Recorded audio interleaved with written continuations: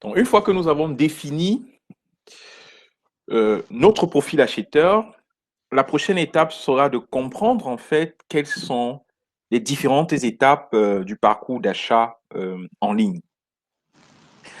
Parce qu'à chaque fois qu'un visiteur arrive sur notre site e-commerce, il se trouve dans une étape spécifique de son parcours d'achat. Il est donc d'autant plus important de le savoir pour que sur notre site, nous ayons une offre ou des produits qui sont en phase avec l'étape du parcours, l'étape de son parcours d'achat. Donc, principalement, nous avons 5 étapes du parcours d'achat. On a la première étape qui est une étape de sensibilisation. Donc, dans ce cas d'espèce, par exemple, notre profil d'acheteur, Lydia, tel que nous l'avons défini, est dans une étape ou dans une phase où elle a pris conscience de son problème et elle s'est décidée de chercher une solution à ce problème. Donc là, elle va passer donc à l'étape de découverte où elle va essayer d'explorer les différentes options, solutions pour pouvoir trouver une réponse à son problème. Et cette découverte donc se passe par la visite, recherche sur Google et tout autre moyen pour arriver donc à la troisième étape qui sera la considération, où elle essaye de prendre en considération, comparer, analyser les différentes offres, les différentes options, les différentes possibilités qu'elle a, pour enfin passer à la quatrième étape, qui est déjà une étape de conversion, c'est-à-dire c'est dans cette étape où, par exemple, elle va faire une sorte de shortlist et se limiter sur 2, 3 offres pour pouvoir la permettre enfin de décider et de faire son achat ou acheter le produit qu'elle pense être le mieux adapté par rapport à ses exigences, par rapport à son budget pour la résolution de son problème. Et comme je le disais donc, à chacune de ces étapes du parcours d'achat, on aura donc des actions spécifiques qu'on va mettre, c'est-à-dire en plus déjà de pouvoir offrir sur notre site e-commerce des offres ou des produits qui sont en phase avec chacune de ces étapes, nous aurions en termes d'action marketing, en termes de promotion, des actions aussi spécifiques qui ont pour objectif d'accompagner notre visiteur dans son parcours d'achat. Et ces actions, c'est ce que nous avons appelé ici les 5 actions clés du parcours de conversion, c'est-à-dire qui vont mener, accompagner notre visiteur de l'étape de sensibilisation à l'étape de décision et bien au-delà, à savoir la fidélisation. Donc, principalement, dans les étapes de sensibilisation et de découverte, je vais mener des actions marketing qui ont pour objectif d'attirer et d'engager mon prospect. Dans la partie considération, conversion, je vais mener des actions marketing qui ont pour objectif de convertir et de mener à l'achat. Et au-delà, puisque mon intérêt est non pas seulement que mon acheteur fasse une seule action d'achat, mais qu'il devienne en fait un acheteur récurrent, répétitif. Donc, j'aurai donc comme quatrième action la fidélisation de, mon, de ma cible.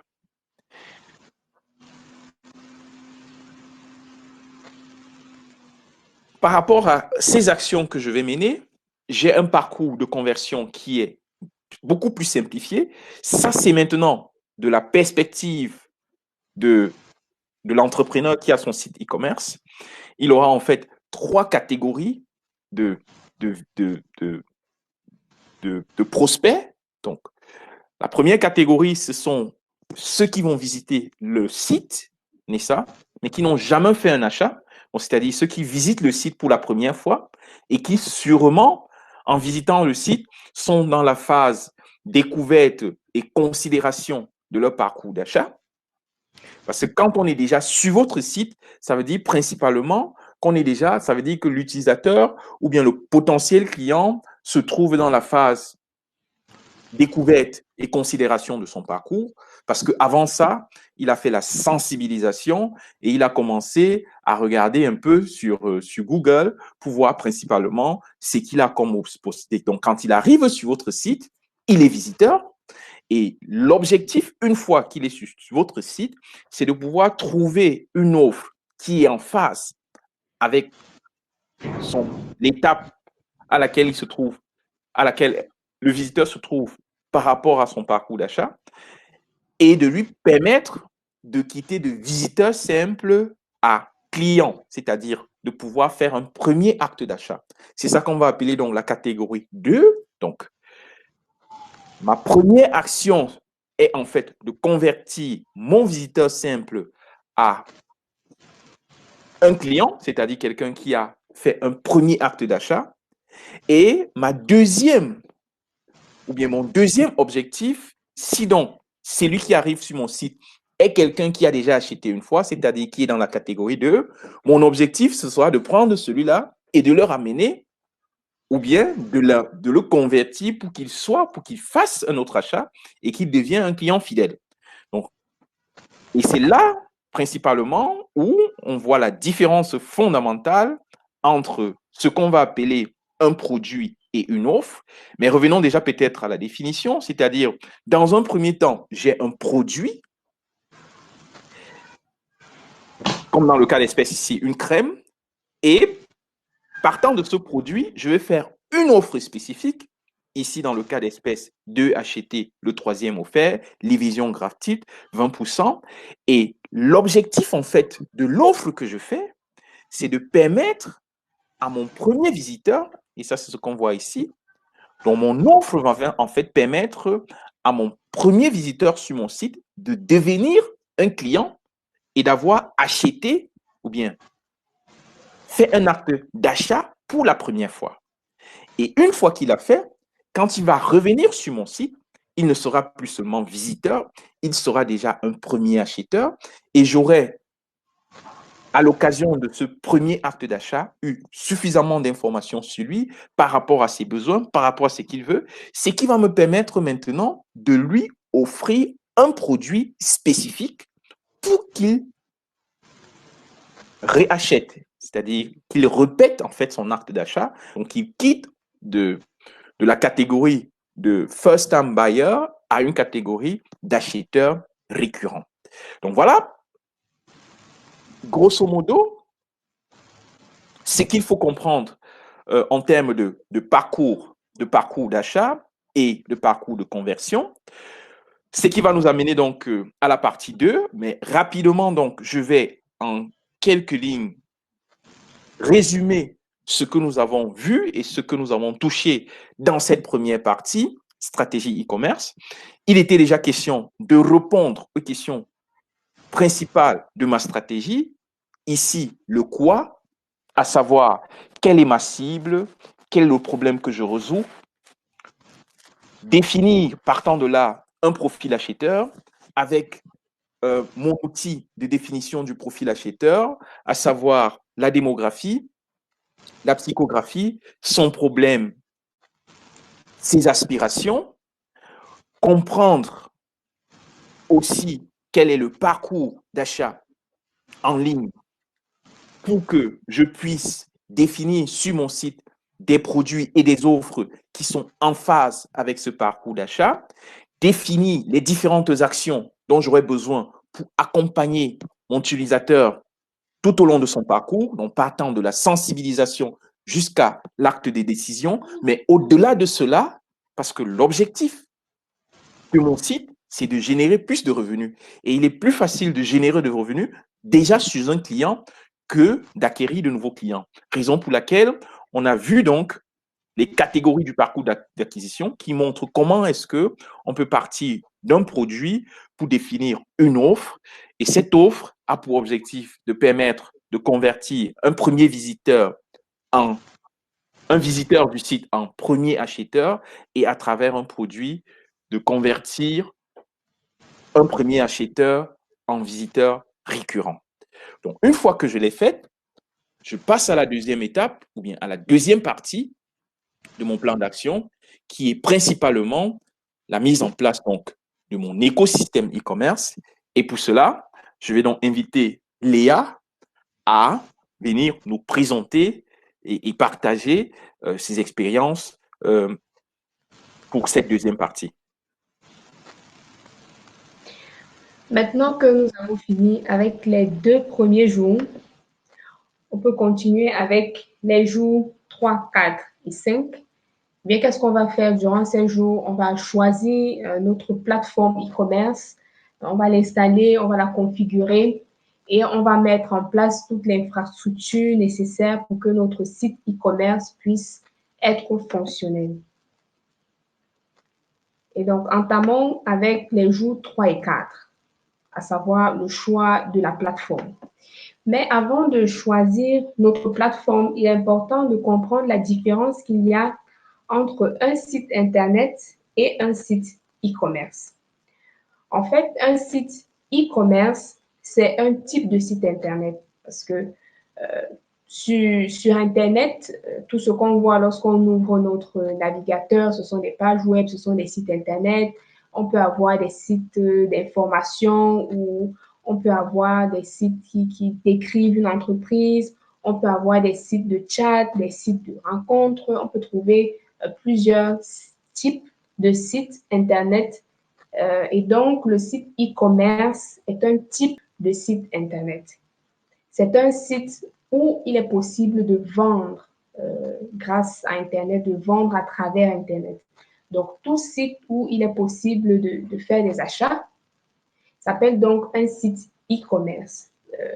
Les outils des sites de chat ou de rencontres ou des sites d'information ou des blogs tout simplement ne sont pas des sites e-commerce parce qu'on vient juste lire des informations sans toutefois faire des achats, mais des sites comme Jumia, comme Amazon ou comme le site qu'on veut vous apprendre à développer, ça c'est un site e-commerce parce que les transactions, les ventes se font à travers ce site. Et donc, en termes de plateforme e-commerce, nous avons promis on devrait vous montrer comment est-ce que vous pouvez mettre sur pied votre site e-commerce de manière très simple. Et cela est possible grâce à ce qu'on appelle aujourd'hui les Content Management Systems, qui sont simplement des logiciels très faciles d'utilisation sur lesquels vous pouvez déployer votre site Internet. Donc, on parle des outils comme WordPress, comme Wix ou Squarespace, où même sans connaissance technique, vous pouvez bâtir votre site e-commerce, votre site Internet. En ce qui nous concerne, nous allons nous appuyer, vous présenter des outils comme Shopify, Magento, ou WooCommerce, PrestaShop ou autres, qui sont en fait des logiciels en ligne qui vous permettent de mettre sur pied votre site e-commerce. Parmi ces différents content management systems, ces différents logiciels, il y en a qui sont beaucoup plus complexes que d'autres. Et c'est pourquoi il est important d'avoir à l'esprit certains critères lorsque vous voulez choisir votre plateforme. La première chose à considérer, c'est le coût total de possession de votre site e-commerce parce que pour chacune de ces plateformes, les prix varient vraiment d'une plateforme à l'autre. Vous devrez aussi tenir compte de l'écosystème technique, c'est-à-dire de quel niveau de connaissance j'ai besoin pour pouvoir mettre sur pied mon site e-commerce sur cette plateforme et choisir justement une plateforme qui correspond à vos capacités, à vos compétences actuelles. Un troisième critère, c'est la flexibilité ou la standardisation. Ce qu'il faut comprendre, c'est que plus une plateforme e-commerce est facile d'utilisation, moins vous pouvez apporter des éléments beaucoup plus personnalisés. Et les plateformes un peu plus complexes vous permettent toutefois d'ajouter encore beaucoup plus de fonctionnalités intéressantes à votre site e-commerce. Et le quatrième facteur, c'est le time to market, parce que le temps pour pouvoir déployer votre site e-commerce. Tout cela, c'est toujours par rapport à la technicité du logiciel et à vos capacités, vous demandez concrètement combien de temps est-ce que ça va me prendre pour que je puisse déployer mon site sur cette plateforme. Ce que nous nous proposons de faire, c'est de vous montrer principalement comment est-ce que vous pouvez déployer votre site e-commerce sur Shopify ou sur WooCommerce, parce que ce sont les deux plateformes qui sont plus ou moins faciles d'utilisation. Shopify, par contre, a la particularité de prendre des commissions sur les ventes et d'avoir une facturation mensuelle. Donc, ça signifie que chaque mois, Shopify va sûrement vous prélever de l'argent, un peu comme le loyer d'une boutique physique que vous payez. Tandis que WooCommerce, l'installation est gratuite. Vous avez juste à payer très moins cher un hébergement. Et de cette façon, vous pourrez vraiment mettre sur pied votre site. En termes de technicité, WooCommerce est un peu plus technique que Shopify, mais nous vous garantissons qu'avec notre accompagnement, vous êtes capable de mettre sur pied votre site e-commerce sur l'une ou sur l'autre de ces plateformes. Alors maintenant que vous avez choisi votre plateforme, Shopify ou WooCommerce, il est maintenant temps de réfléchir sur votre identité visuelle. Physiquement, peut-être si vous avez une boutique, vous avez pris le temps d'aménager la boutique, d'aménager la pancarte au-dessus de la boutique vraiment pour qu'elle soit attrayante. Eh bien, sur Internet, c'est la même chose. Vous êtes visible sur Internet et il faudrait que ce que les gens voient soit suffisamment attrayant pour qu'ils s'arrêtent. Pour qu'ils s'arrêtent sur votre site e-commerce, pour qu'ils s'arrêtent sur votre boutique en ligne pour pouvoir passer un achat.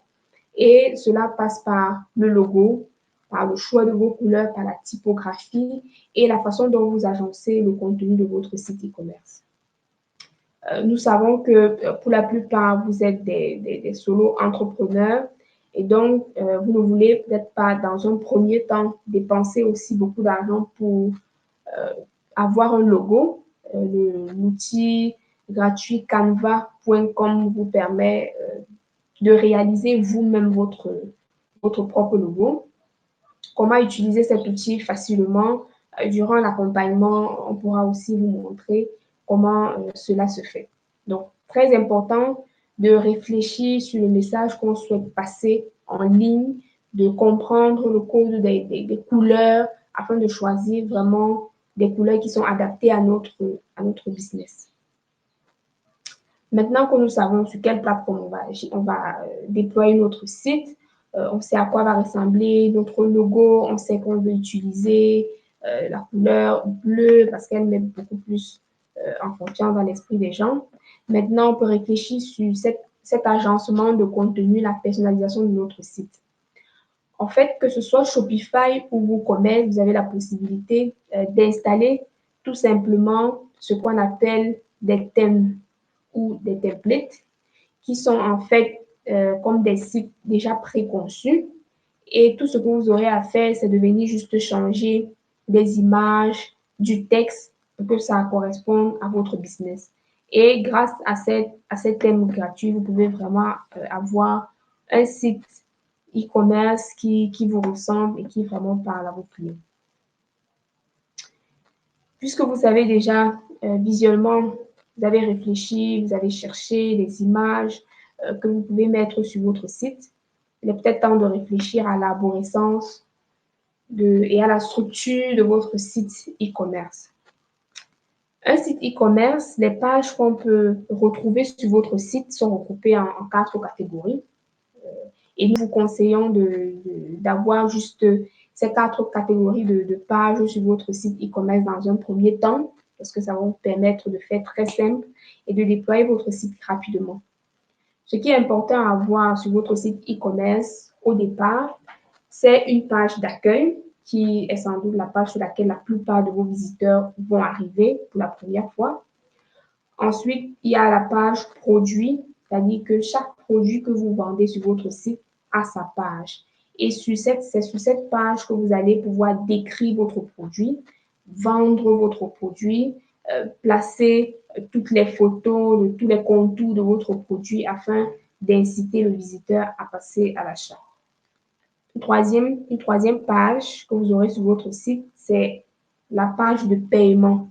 Il faudra aussi penser à cette page, penser à la faire très simple, demander des informations très simples à votre visiteur pour qu'il ne se décourage pas et qu'il passe rapidement à l'achat. Et enfin, on a les pages annexes. Comme page annexe importante, on peut dire la page à propos de votre boutique pour que les gens puissent en savoir plus sur vous. Une page aussi contact où ceux qui ont des questions peuvent vous envoyer un mail, peuvent vous écrire pour que vous puissiez leur parler encore plus en détail de vos produits. Donc, voilà comment est-ce que vous pouvez définir l'arborescence ou la structure de votre site e-commerce. Alors, vous avez 2 jours pour faire toutes ces choses. Maintenant, le jour suivant, qu'est-ce qu'on va faire? Le jour 5, on va mettre en place concrètement Shopify. On va mettre en place WooCommerce. Lorsqu'on parle de mettre en place, en fait, il s'agit de plusieurs petites tâches que nous allons accomplir, notamment connecter le nom de domaine, ajouter des produits sur votre boutique, ajouter donc un thème, ça c'est l'aspect visuel, créer des pages à propos de vous, nous contacter tel qu'on l'énonçait tout à l'heure, et aussi effectuer quelques configurations générales sur votre site. L'installation et la configuration de Shopify commence d'abord avec le nom de domaine. Vous devriez d'abord acheter un nom de domaine sur un site comme Namecheap.com, par exemple. Et ensuite, l'hébergement sera pris en charge par Shopify même et facturé par Shopify. Dans le cas de Easy WordPress ou de WooCommerce, c'est la même chose.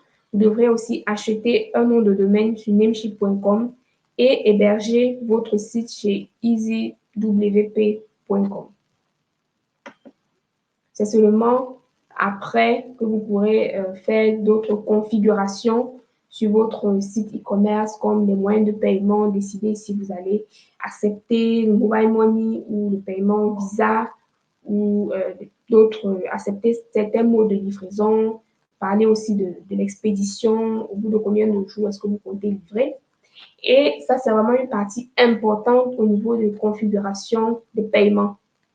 Une chose sur laquelle on aimerait vraiment attirer votre attention, c'est que vous ne pourrez vraiment pas faire du e-commerce si vous n'avez pas de carte Visa, parce que c'est cette carte qui va vous permettre de payer un hébergement sur Shopify ou sur EasyWP afin d'héberger votre site e-commerce.